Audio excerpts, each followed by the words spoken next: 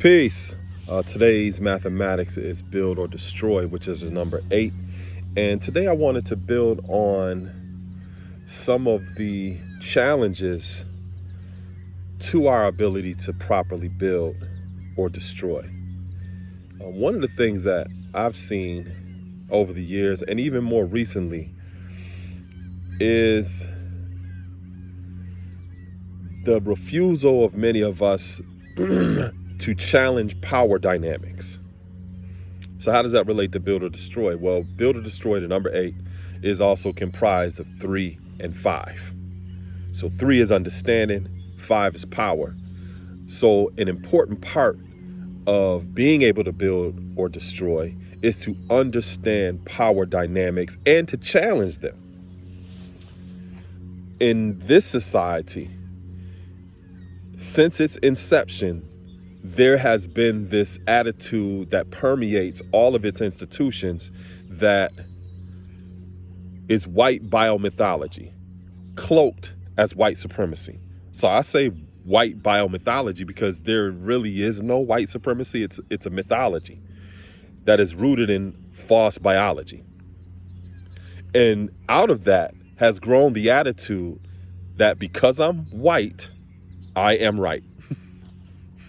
And many of us have historically gone along with that type of propaganda, that regardless of what our experiences have been, regardless of our expertise, regardless of any of those contributions that we've made to the world, it can be challenged by any person that is classified as white because historically they are the ones who are right.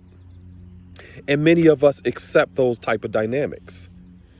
So it's very difficult to be able to access power to build or destroy if we are accepting of those type of dynamics and we don't have the capacity to be able to challenge it whenever and wherever we see it.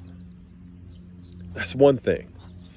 Another thing that I see is also generational or intergenerational obstruction.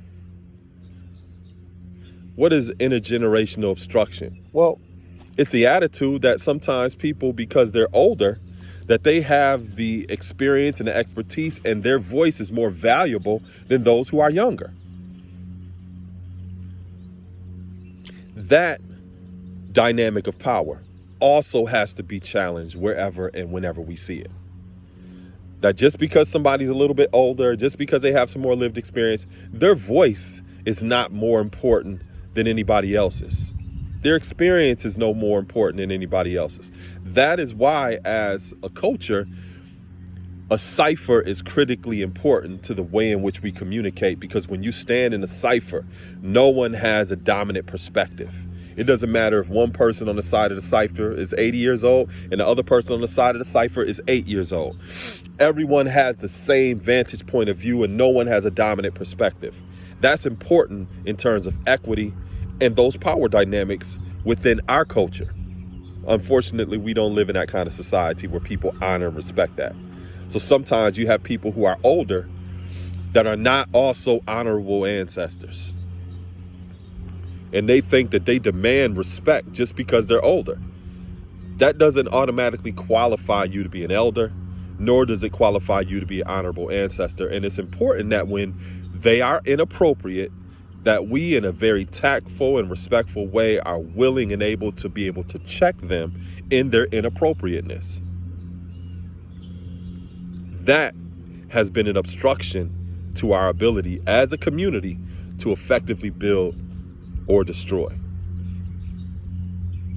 So those are two things that have particularly been on my mind recently, just traveling in different circles and dealing with different type of challenges that I see that are still obstructions and problematic to our progress as community members and ultimately as a people. And we have to be willing to challenge those dynamics if we want to access the appropriate power to effectively build or destroy. And I understand why many people don't do it. Some people are afraid of kiss the ring politics. I'm not. And I don't kiss people's rings. No one's above me and no one's beneath me.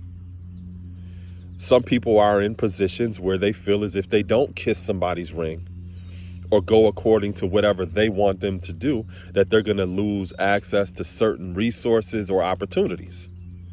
But what's more important, your access to those resources and opportunities, or your soul and integrity?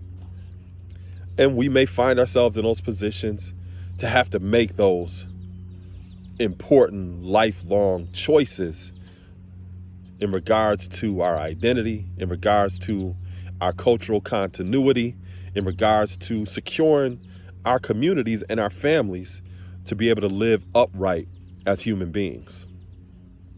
You know, it's a time that requires us to not just understand those power dynamics, but to challenge those type of dynamics which have impeded our progress as a people. So this was inspiring, it was empowering, it was educational, and just gave those of you some perspective on build or destroy and our ability to understand those power dynamics and challenge them whenever and wherever we see them. Peace.